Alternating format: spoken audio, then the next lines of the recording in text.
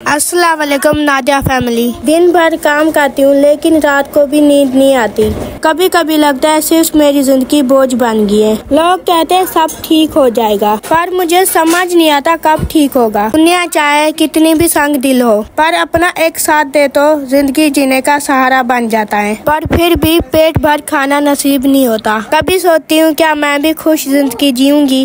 कभी कभी मुझे लगता है मेरी जिंदगी इस गरीबी और दुख में ही गुजर जाएगी। जब मैंने बर्तन धोले जाकर मैंने किचन में रख दिए। जैसे ही मैं नीचे बैठी कायनात आपी आकर मेरे साथ बैठ गई और कायनात आपी ने मुझे बोला, नादिया हमेशा जिंदगी ऐसे ही नहीं रहेगी। अल्लाह उन लोगों के सब्र का फल जरूर देता है जो चुपचाप दुख सह लेते हैं। तुझे लगता है तू अकेली है, पर याद रख हम दोनों मिलकर मुश्किल का सामना करेंगे। मेरी आंखों में आंसू आए लेकिन ये मेरी कमजोरी के नहीं, मेरे सब्र के निशान है। दुनिया समझती है मैं टूट गई हूँ, लेकिन असल में मैं अल्लाह पे भरोसा रखती हूँ।